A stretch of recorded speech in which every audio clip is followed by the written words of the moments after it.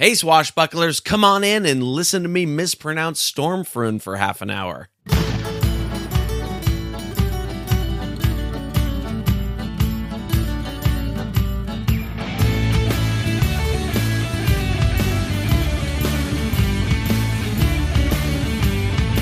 Turn it up, swashbucklers! You're listening to Under the Crossbones, episode number 172.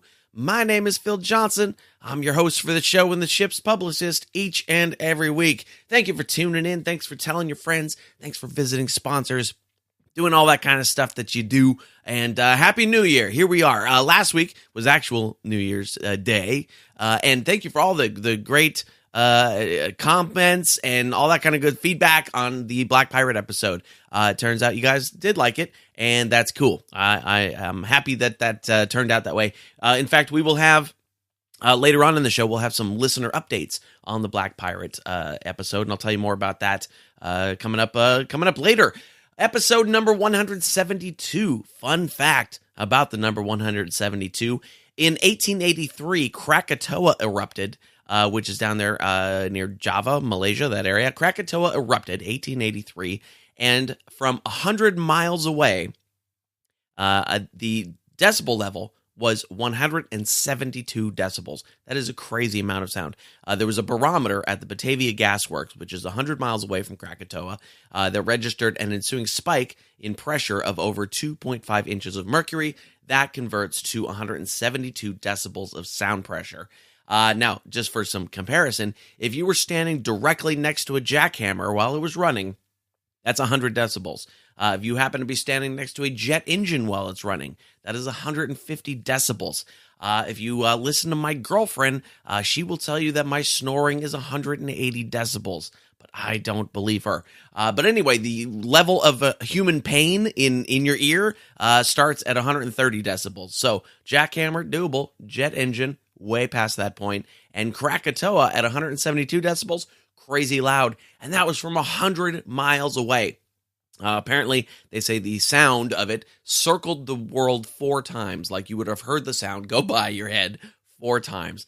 That had to be some craziness. It created tsunamis and all sorts of nutty stuff. So, hope we don't have to deal with that again, because, I don't know, it was breezy the other day and my power went out, so I don't think California could handle 172 decibels of Krakatoa. I think that would be it. We would end up in the ocean. That's where we crack off the country and end up in the ocean. So, in fact, I will put a link to a story about that Krakatoa thing in the show notes in case you want to investigate that more. That will be in the show notes. You know all the websites, the underthecrossbones.com/172 for the show notes on this one, facebook.com/underthecrossbones, Twitter .com/undercrossbones, no the there, and do make sure that you hit that subscribe button. The more people we have subscribing, then the bigger guests I can get, and the more we can do with this show, and so those are important numbers. So to take 3 seconds, go into your whatever podcast app you're listening on right now, click the show notes, and there should be a subscribe button right there that you can just grab right there. And if you're listening to Pirate Radio on the Treasure Coast, and you're hearing us there, there's no subscribe button there, but thanks for listening. It's all good. So my guest on the show today is Erik Andersson from Stormfrun. Yeah, we are collecting our Swedish pirate bands here. This makes the second one. We had Banished Privateers on the show quite a while back. I forget what episode that was, but that's in the episode list on the website. Today we're going to have Erik Andersson from Stormfrun. That makes 2. And yes, Pat Rasgett is coming up in a couple weeks, so we will have the complete collection of Swedish pirate bands. Some people collect Pokemon. I collect Swedish pirate bands, so there you go. So, did you get your New Year's resolutions happening? I know, week 2, they're already gone, right? I try to not do resolutions. I'll do goals. Here's the big things that I need to accomplish this year. For me, I have to get my new comedy special filmed and released this year. That is definitely going to happen. And I got to plan a trip to Italy with my girlfriend. Those are the 2 things. If those 2 things happen, then this year is going to be a success.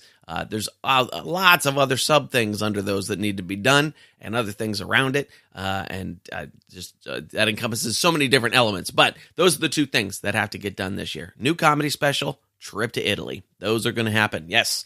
But over the last 2 weeks, this is like the first day I'm actually really kind of back working in my office. I've been kind of working for the last week, but my girlfriend was home from work still. We were going out. We had Korean barbecue last week that just destroyed us. It was all-you-can-eat Korean barbecue at a place called Gen Barbecue. We'd never done Korean barbecue before. I was not super into it, but especially not for the price because it was rather expensive. But we all-you-can-eat. Boy, did we eat. And that was it. I didn't eat for 2 days after that. And then I've decided I'm selling my CD collection. And you're like, wow, who's still got a CD collection? Yeah, I do. And they've been sitting here like on my desk and around my office for decades. And what I had done at some point, I had one of those, remember those CD changers that held like 400 CDs? I had one of those, right? So that was all loaded. I sold the CD changer years ago.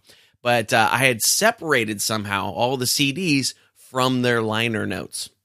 And all the liner notes were stuffed in manila envelopes. So what I had to do in my spare moments over the last week was put the CDs back together with the liner notes. And you might think, oh, well, that was probably easy because I'm sure you had them alphabetized in some sort of order. No, I did not. No, I did not.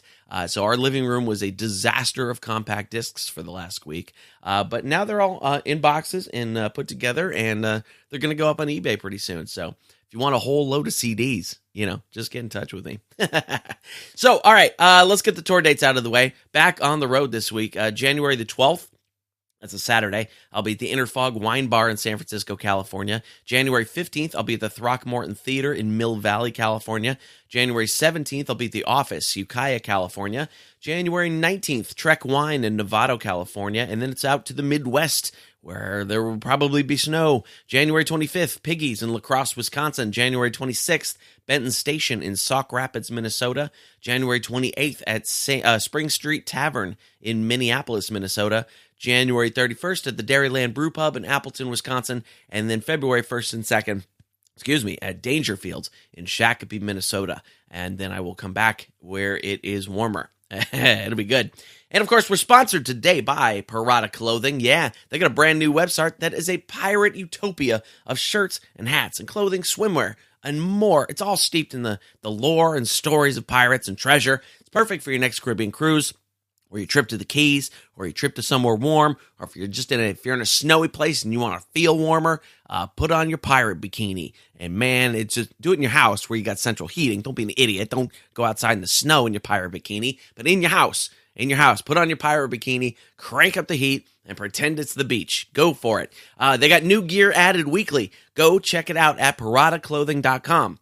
And be sure to click that ship wheel on the website to get in on Blackbeard's treasure hunt. Again, go to pirataclothing.com. Grab yourself some cool pirate gear. Get all suited up. Make yourself some summer.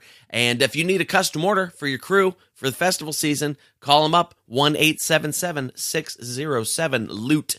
That is 1-877-607-LOOT. Get on it, pirataclothing.com.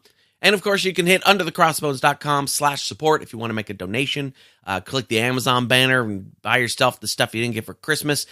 Be a sponsor, all that kind of good stuff. Underthecrossbones.com/support. All right, let's get at it. You ready? This is my interview with Erik Andersson from Stormfrun. Check it out. First of all, pronounce the name of the band for me so I get it right. Well, in Swedish it would be Stormfrun. Okay. And the rest of us pronounce it wrong. But Stormfrun or something. Yeah, well, you could say it either way you want, but Stormfrun would be the right way to say it. All right, cool.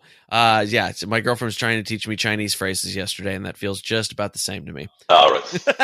Well, this is a little bit more similar, I suppose. So, what is you're a singer and guitar player in the band? Are you is there a lead singer in the group or? Yeah, well, I would say we probably have 3 lead singers. Okay. But we have one main guy and me and another guy as well. Okay, I gotcha. We try to spread it to have both different voices to get a better show and also have a bit of redundancy if strike sickness or something like that. Oh yeah, good way to go. Yeah, when you only have one guy, and when that one guy is me, and I'm not feeling well, it's pretty bad. Yeah, well, those things happen, I suppose. Tell me a little bit about where you guys are a pirate band, obviously, and very much in the big group pirate sound kind of thing, where there's lots of people on stage. You have a fairly large contingent. We've said we won't enter stage unless we're at least 8 people, and somewhere between 10 and 12 would be like the optimal amount, I suppose. But somewhere around 10 people, yeah. Okay, how do you describe the sound to people when they ask? Yeah, well, that's actually a really good question, because it doesn't really fit into the niche of any other like kind of music. Sure. We usually say something like Irish folk or something, but Irish folk prog is what we call it. Okay. To like rock it up a bit and have a bit more of Hollywood-esque pirate sound, but also try to keep it more true to the roots with Irish folk, and also a bit of Swedish folk and some German and Spanish as well. Okay, that's interesting that you say the Hollywood version of that, because I was re-listening to your single "On the Sea of Thieves" today, and I was like, there's soundtrack influences in here. Like I could hear that, that movie soundtrack influence on the music, which I thought was really cool, because I don't hear that from a lot of other bands. Yeah, no, we try to broaden the horizons whenever we can, and that one was actually a kind of a flirt with the game with the same name. Sea of Thieves, that we tried to release a song in tandem with their release and try to get some publicity that way, and it kind of works. It got to be one of the biggest songs we have currently playing, so I guess it's struck home. Nice. Does the company know about the song yet? Yeah, they do. We actually have a friend who's friends with friends or something like that with people working on the game. Okay. So we had like discussions if the song would be in the game, but then the work had progressed so far along that we missed our window, I suppose. Oh. But, yeah. Well. Hey, wait till the sequel. There's bound to be another one. Yeah. Obviously. Yeah. Very cool. So, so I did hear that cinematic quality about the music, which I thought was really cool, because it almost kind of snuck up on me. I was listening to it and I was like, all right, pirate music. And it's sort of in that vein of large acoustic group kind of pirate music. And then I was like, oh, wait a minute. There's something happening here that I haven't heard before. So I really like that. How do you differentiate yourself from other pirate bands? Because certainly when you're talking to somebody who doesn't know pirate music, it's easier to explain, okay, we do pirate music, but how, in the vein of pirate music, how do you think about differentiating yourself from, say, Ye Banished Privateers or any of those other sort of large groups? Yeah, it's funny you mention them, because we oftentimes get compared to them, which is reasonable because they're, well, probably the biggest Swedish pirate band. But I think what we do mainly, and that's not really the songs that reach you overseas, but we have a lot of Swedish material. Okay. And here in Sweden and also in Germany, we try to sing a lot in Swedish to get that kind of sound going as well.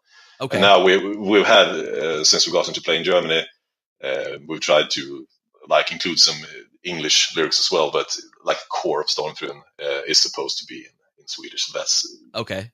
We try to keep it intact, but well,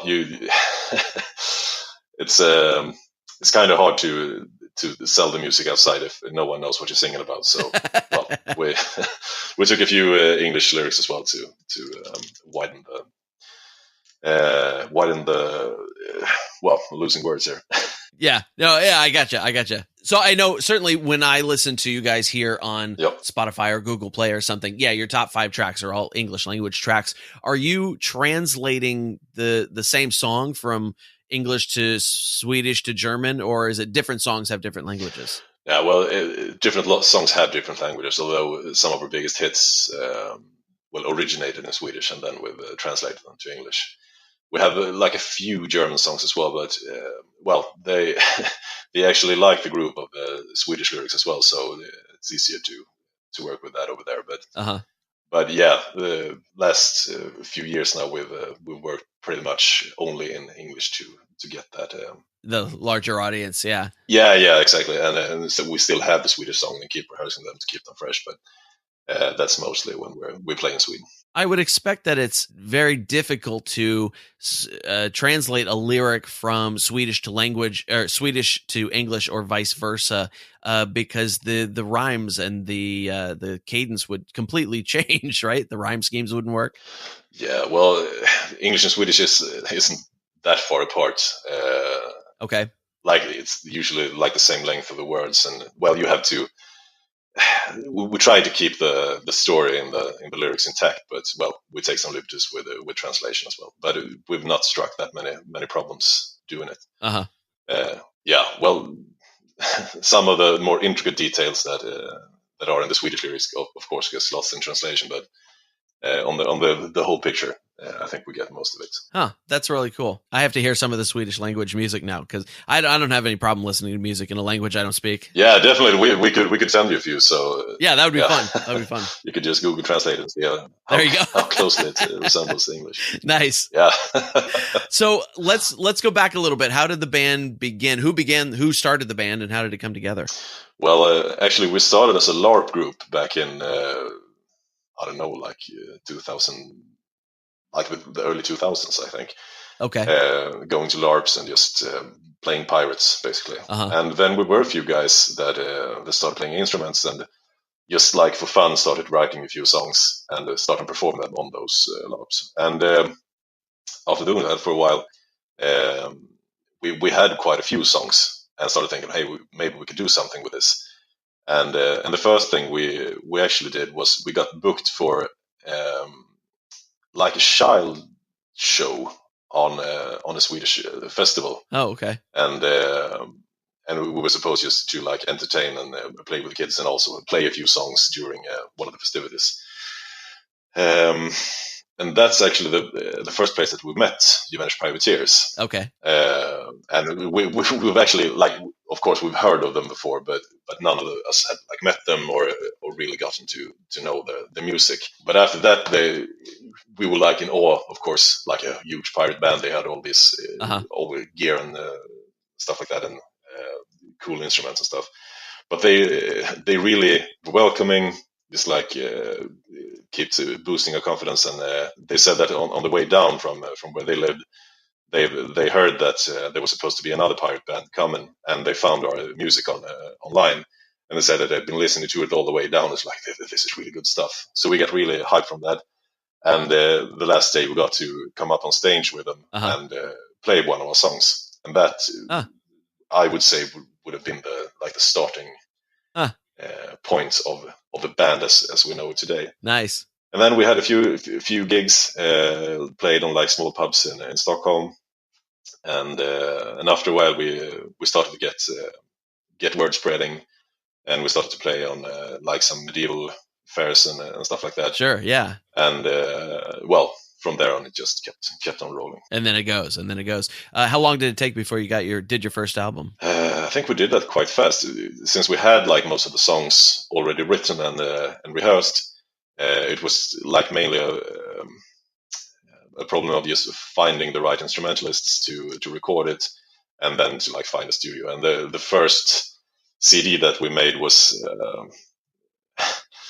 It sounds really authentic. It's not superbly mixed, I suppose, but it's really in tune what we want to sound like when we play on stage. So it's close to our hearts, but not something you can find on Spotify at the moment.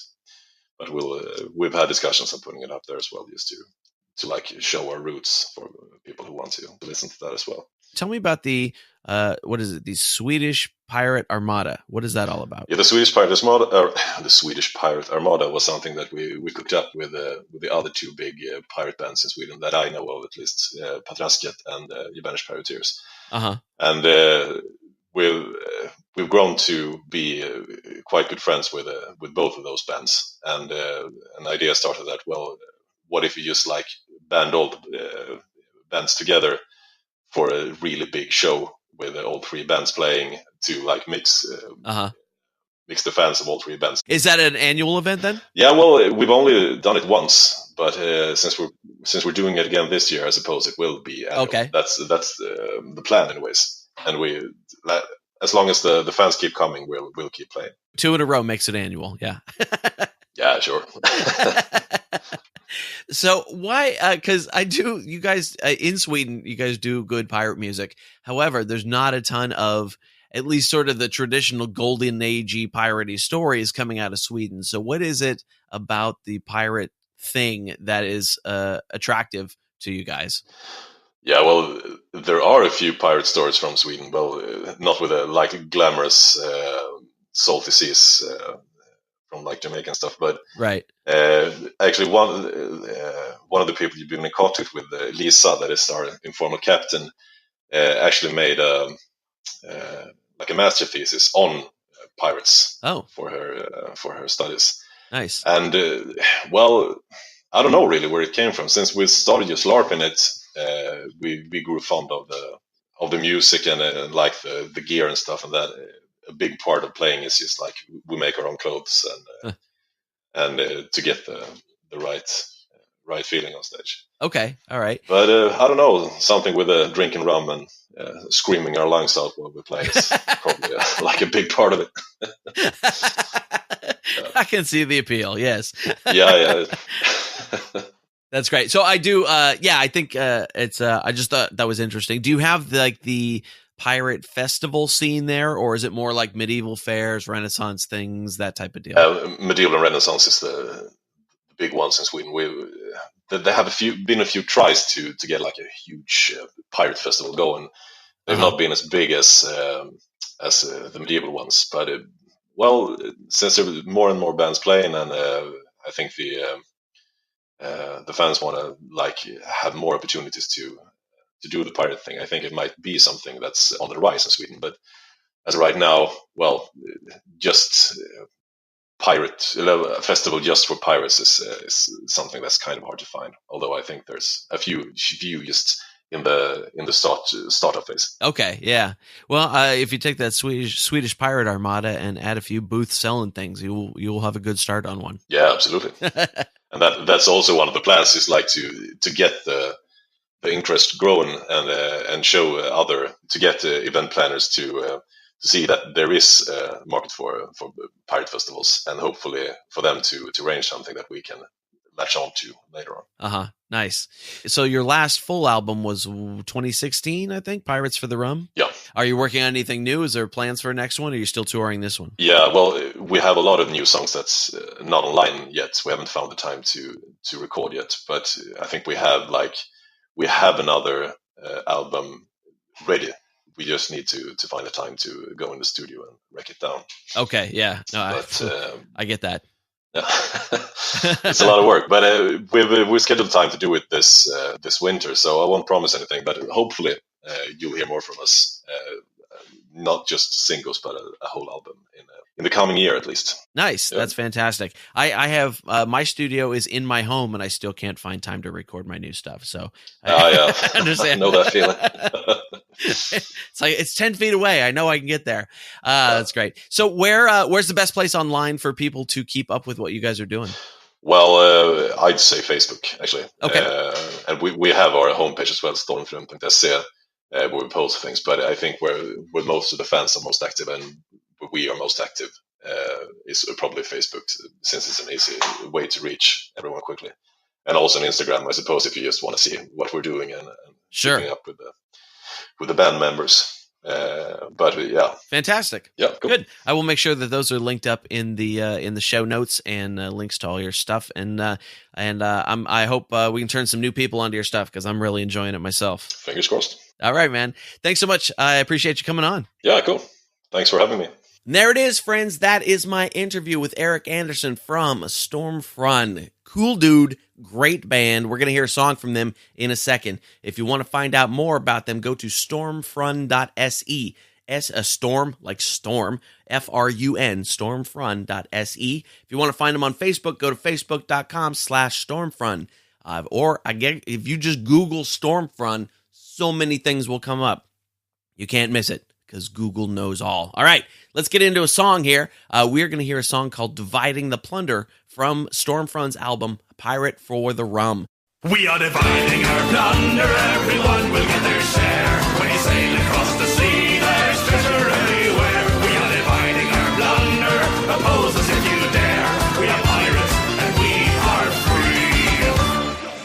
let's cheer for Captain for leading us strong. Second most for First Mate for guiding us home. Then come on us deckhands, we'll also get our share. Life on this ship is fair. Low into the sea lie the ships of Spanish gold, ripe for the taking by the wicked and the bold. We are only taking back what is rightfully ours. So open broadside and fire our guns. We are dividing our plunder, everyone will get their share. When you sail across the sea, there is treasure everywhere. We are dividing our plunder, oppose us if you dare. We are pirates and we are free. But to gain a Spanish galleon is not an easy task. You have to keep your wits and lift the darkest mask as you're stalking your prey, trying to find out if it's worth it without a doubt.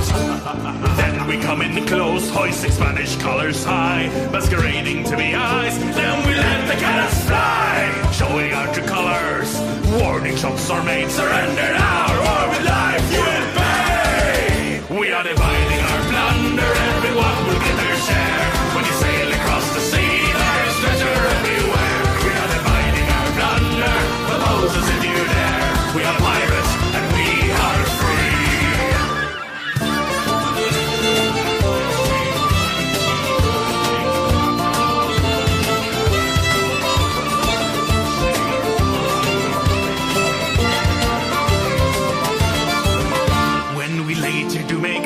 Some will spend their shiny gold on taverns and on brothels, then wenches to behold, for to keep them warm at night and fill their hearts with cheer. Fill up her cups with rum and beer. In some pirates wisdom say they will have fortune put away, buried deep in sand and unfound another day, concealing any evidence of bold and scurry men. There was a sail of the sea once again. We are dividing our plunder, everyone will get their share. When you sail across the sea, there is treasure everywhere. We are dividing our plunder, oppose us if you dare. We are pirates and we are free. We are dividing our plunder, everyone will get their share. When you sail across the sea, there is treasure everywhere. We are dividing our plunder, oppose us if you dare. We are pirates and we are free. Rusty starfish. Rusty starfish, I say. What is it then? It is the asshole. Oh, the rusty starfish. And how you like that jam? That's a good song, man. That is great. That is Dividing the Plunder from the album Pirate for the Rum by Stormfrun. Again, you can check them out at stormfrun.se or on Facebook at facebook.com/Stormfrun. Did you hear some stuff that you liked, some conversation bit that you wanted to jump in and add your 2 cents to, all that kind of stuff? I get that. You can do that. Come over to Facebook, facebook.com/underthecrossbones. Drop us a little note there if you want to dig into the chatter, or if it's something you just want to tell me, you don't want everybody in the world to know, that's fine too. Send me an email, phil@underthecrossbones.com, and I will be happy to hear from you. See, I get that every time when I listen to podcasts, I always want to jump in. Like I was listening to Tim Ferriss the other day. He was interviewing Dave Ellich, who is a drummer, played with the Mars Volta, a bunch of people. He's like a mercenary drummer and a well-known drum teacher, drum instructor. And Tim Ferriss was interviewing him. And there were so many things as a music teacher that I wanted to just jump in and chop it up with him on because they were confirming a whole bunch of the stuff that I do as a music teacher too, which was nice to hear. But there were things that I just wanted to get in on the conversation on. And it's harder with somebody like Tim Ferriss, but it's easy with me. Super easy. Facebook.com/underthecrossbones or email me, phil@underthecrossbones.com. Do it up. We're sponsored today by Pirate Radio, The Treasure Coast, WKKC-DB, playing the best music of today's hits and yesterday's classics, and Pirate Radio Talk, playing the best pirate shows, including Under the Crossbones, 24/7, all commercial free. So to listen is it's like telepathy, but it's with your ears. I don't know what television is. To listen, go to pirateradioTheTreasureCoast.com or pick up the Pirate Radio WKKC-DB music station app in your favorite app store, whatever your app store of choice is. Those are the music stations, or Pirate Radio TC or the Pirate Radio Talk app in your app store. And of course, you can just yell at your Google or Alexa device and say, hey, Google, or hey, Alexa, play Pirate Radio The Treasure Coast, or play Under the Crossbones, or play Jenga with me. I don't know if it'll do that last one, but you can just yell at your device and tell it to play it, and it'll do it. All brought to you by iTreasure Radio, the very best digital media from independently owned stations at iTreasureRadio.com. All right, so got a couple of listener updates from last week's show about the Black Pirate. Again, very pleased that you guys liked it. Yeah. The feedback was good. Like I said, it was a very, very labor-intensive show. It took me 20 hours to put that episode together. So I will probably do a few like that over the course of a year. It's certainly not going to take over the interviews. And I know you guys like the interviews too, but just looking for some ways to spice it up and move it around and do some different stuff. You know, that kind of thing. So anyway, first thing is an update from Wayne Anderson. Sent me a nice email. He said, hey, Phil, loved your show on the Black Pirate. Coincidentally, last night I was channel surfing and found a show on the Outdoor Channel called Hollywood Weapons. It's a bunch of goofy guys trying to recreate scenes from movies and TV, kind of a poor man's Mythbusters. Anyway, on last night's episode, they were doing stuff from the Black Pirate. They did the blade break sail stunt, and they severed a mast with a cannon. They were able to successfully do the blade break, which I don't think Mythbusters was able to do. Then they used a cannon to cut a ship's mast, which actually was a telephone pole, in half with half a dozen cannonballs. Funny how things work out. First year show and then theirs. Anyway, keep up the good work, Wayne. And so thank you, Wayne, for that. That is a very cool update. Yeah, it is weird how you just start. It's like when you buy a Toyota and then you start seeing Toyotas everywhere, but you wouldn't think that would happen with a pirate movie from 1926. Strange. So anyway, I went digging around to see if I could find some clips or maybe the full episode on YouTube or Hulu or where. I could not find the whole episode. It's their latest episode. And so it's harder to catch online just yet. All I found was like a show trailer, like the first 3 minutes of the show on the Outdoor Channel's website, which, all right, personally, 3 minutes, and if it hadn't been on a pirate theme, I probably wouldn't have watched it, because, oh my gosh, the writing on that show is so bad. It just made my comedy senses hurt. Oh, yikes. They need new writers. But anyway, if you wanted to see them bust up a mast with some cannonballs, or you want to see him pull off the blade break stunt, watch for that. It's on the Outdoor Channel. It's called Hollywood Weapons. I think they're going to run it. They probably rerun them every so often. You'll probably eventually be able to see it on Hulu and YouTube and all those kinds of places.